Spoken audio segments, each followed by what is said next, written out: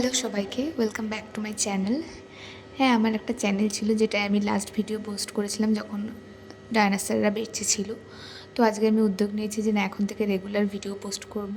তো এটা হচ্ছে আমি আর আমার ফ্রেন্ড একদিন গিয়েছিলাম নৈহাটি আর শ্যামসুন্দরী মায়ের কাছে। তো ভোর 5টায় আমি উঠে গেছি। 5টায় উঠে আমি ক্যাট মেরে শুরু করে দিয়েছি আমার ব্লগ। তো আমি ফ্রেশ হয়ে নিলাম। এবার আমি দেখাবো কী করে তোমরা 1 সেকেন্ডে তৈরি হয়ে যেতে পারো। এই দেখো, আমার ট্রানজিশন রেডি। 1 মিনিটে, মানে 1 ঘন্টায় রেডি হয়ে গেলাম আমি আর আমার ফ্রেন্ড সংযুক্তা। তো ওকেও আমি দেখাচ্ছি। হোস্টেলের পেছনের ভাষার তোমরা সবাই ইগনোর মারো, ইগনোর মেরে জাস্ট আমাকে দেখো এবং দেখো যে আমি কী করে একটা অপরিষ্কার আয়নায় নিজেকে আমি ফ্লেক্স মারা ছাড়ছি না। তো এরপর হচ্ছে আমাদের দুজনের কি বলে গিয়ে ফিট চেক আমরা মারছি। মনে হচ্ছে কোথাকার এক সুপার মডেল চলে এসেছি দুজন। আমরা যাই করি আমাদের ফিট চেক নিতেই হবে। এগুলো দিয়ে আমরা বিভিন্ন রকমের ভিডিও পোস্ট করব, পরে ক্যান্ডিড মোমেন্ট হবে। যাই হোক, আমরা নিজেদের ফিট চেক করে সবাইকে হ্যালো টাটা বাই করে আমরা উদ্দেশ্য রওনা দিলাম। ভেবেছিলাম অটো পাবো না, কিন্তু মানে বলো না হোপলেস ছিল, কিন্তু আনফর্চুনেটলি আমরা এতটাই ফর্চুনেট যে সকাল 7টার সময় অটো পেয়ে মানে আমি খুশিতে সে অটোর মধ্যেই ব্লগ করা শুরু করে দিয়েছি। দেন আমরা বারাসাত থেকে গেলাম হচ্ছে গিয়ে দমদমে। দেন দমদম থেকে আমরা নিয়েছিলাম ডিরেক্ট নৈহাটির ট্রেন। বারাসাত থেকে আমরা নৈহাটিতে মোটামুটি 9টার মধ্যে পৌঁছে গেছিলাম। তো দেন আমরা নৈহাটি থেকে যে সোজা রাস্তাটা যায় সেই সোজা রাস্তায় আমরা একদম হাঁটা শুরু করে দিয়েছি। এদিকে তোমরা দেখতে পাবে অনেক ডালা ফুল, মানে মন্দিরে যাওয়ার জন্য, পুজো দেওয়ার জন্য যা সব বিক্রি হচ্ছিলো সব এখানে ছিল। মানে আমরা টোটালি খালি হাতে গেছিলাম, বাট একদম সুন্দরভাবে এখানে অনেক দোকান ছিল। তো ডালাগুলো আমরা নিলাম। একটা জিনিস বেশ ভালো লাগলো যে আমরা ডালাগুলো যখন নিচ্ছিলাম তখন এভাবে বেশ গঙ্গা জল দিয়ে আমরা নিজে হাতটা ধুয়ে নিচ্ছিলাম। তো এই জিনিসটা বেশ ভালো ছিল। তো ডালাগুলো 50, 180 এরকম বিভিন্ন প্রাইসের ডালা ছিল। তো আমরা 50 টাকার দুটো ডালা নিয়েছি।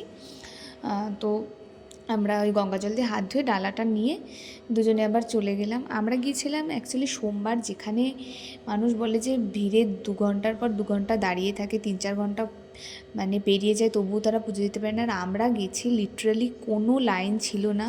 মানে এতদিন এই জায়গাটা শুধু আমি ফোনেই দেখে এসেছিলাম, যে কিন্তু ম্যানিফেস্ট করেছিলাম যে একদিন যাবো, বাট সামনে থেকে এসে যখন আমি পৌঁছে গেছি জাস্ট বিশ্বাসই হচ্ছিল না যে মানে লিটারালি যে না ঠিক আছে, নৈহাটিতে আমি বর্মার কাছে চলে এসেছি অলরেডি।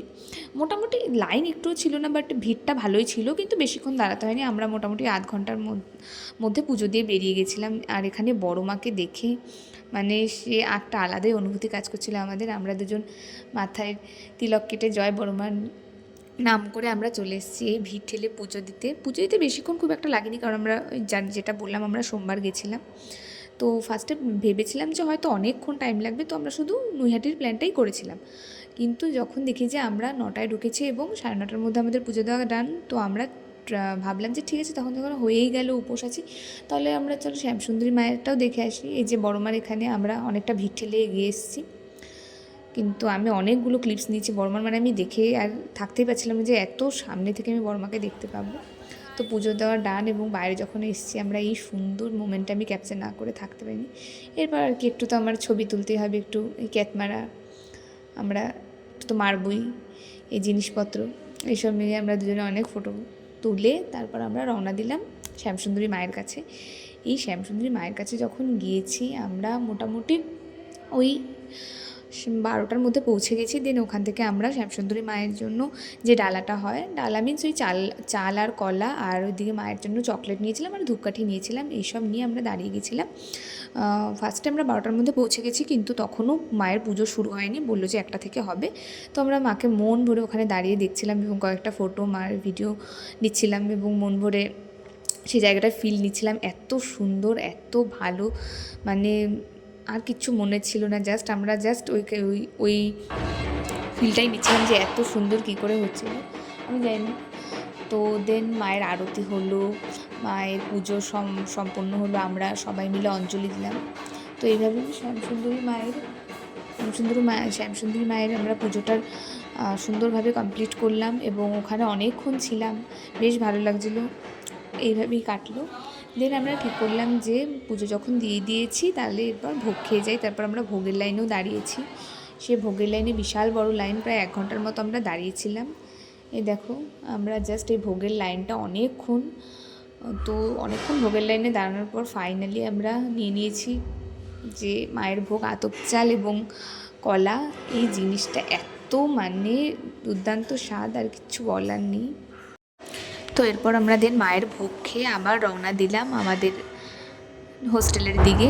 তো এটাই ছিল একটা ছোট্ট মিনি ব্লগ, তোমরা জানিও কেমন লাগলো। টাটা।